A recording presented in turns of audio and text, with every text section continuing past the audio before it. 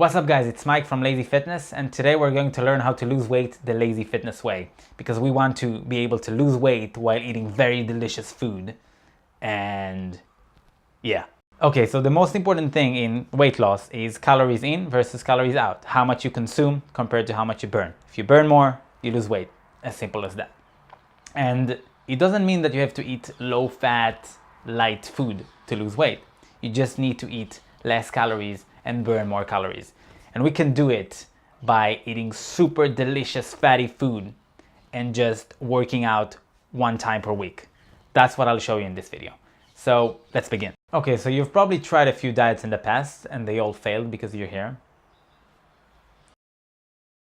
But anyways, most diets fail because of a few things. First of all, they make you eat way less calories fast. And what this does is it gets your body into a survival mode because it doesn't want to lose weight. It wants to survive. And this slows down its metabolism. Besides this, most diets don't focus on how fulfilling the food is, how it affects our appetite, or if it's tasty. And this is very important because you won't stick to a diet if you're not full after a meal, if you're still hungry, or if you always have to eat food that is not tasty, that just makes you suffer. Actually, you might be surprised to hear that most delicious fatty foods will help you with losing weight. These foods include bacon, butter, and cream cheese, and more amazingly delicious foods. So we'll talk more about this later. But let's start with one of the most important things, our engine, our muscles. Because one of the most efficient ways to burn more calories is just to have bigger muscles. They will basically help you with burning more even when you sleep or sit down, or doesn't matter what you're doing. You'll just burn more throughout the day. You might think that you need to work out 5, 6, 7 times per week to gain enough muscle. But the truth is, once per week is enough, once or twice per week. What's more important than how often you work out every week is how intense your workout is. So if you do 1 or 2 high intensity workouts per week, you'd be good to go. And that's amazing. So basically, go out to the gym once or twice per week and do a workout. Try to make sure that it's intense. We'll talk more about how to work out exactly in one of our next videos, so stay tuned.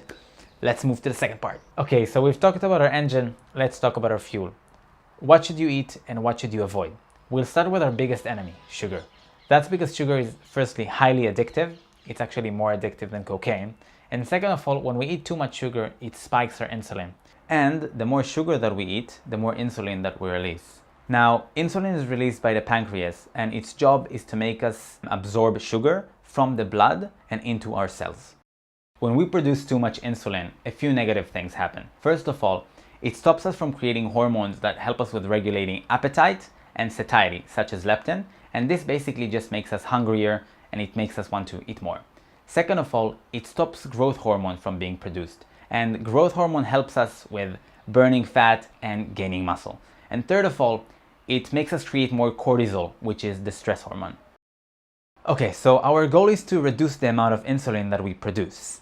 And actually, insulin is created whenever we eat. It doesn't matter if it's sugar, carbs, fat, or protein, but it's different for each one of them. Let's start with carbs.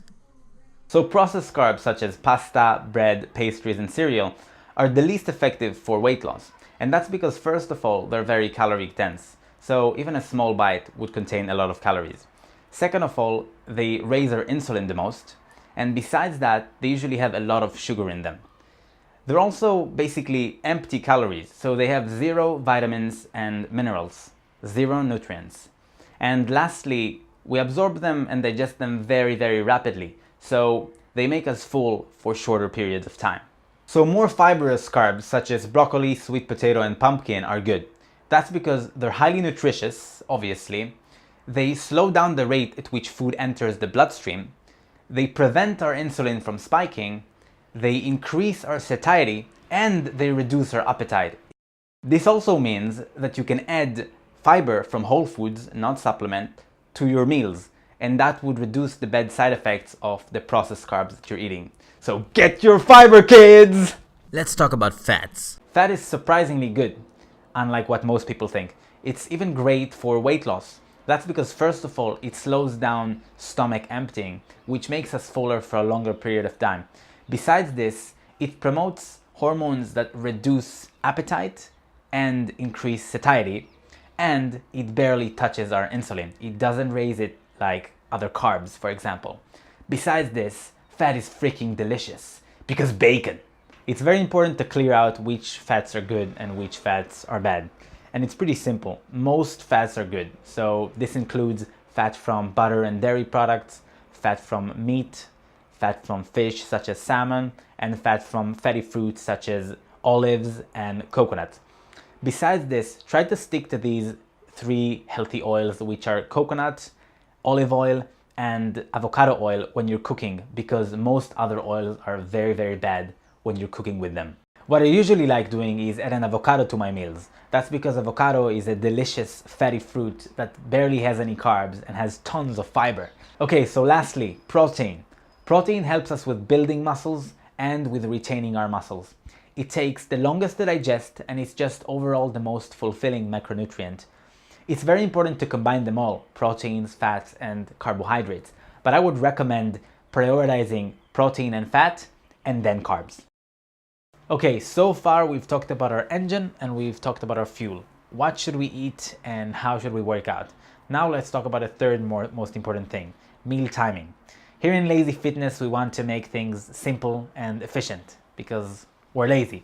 So one of the most effective things to do is to do intermittent fasting. Intermittent fasting is basically eating within a window of 8 hours every day. Yes, this means that you're not going to eat for 16 hours every day, but don't worry, you're going to be asleep for half the time anyways. This makes it easier to eat less because we basically have less time to eat, as simple as that.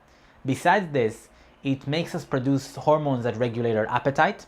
It makes us produce less insulin because we're eating less often. It makes our bodies produce more growth hormone, which helps us with building more muscle and burning more fat. And it makes our body more familiar with burning its own fat for energy. Why is intermittent fasting so magical? That's because it's actually a very normal metabolic process. When we eat, we store some of that energy as glycogen.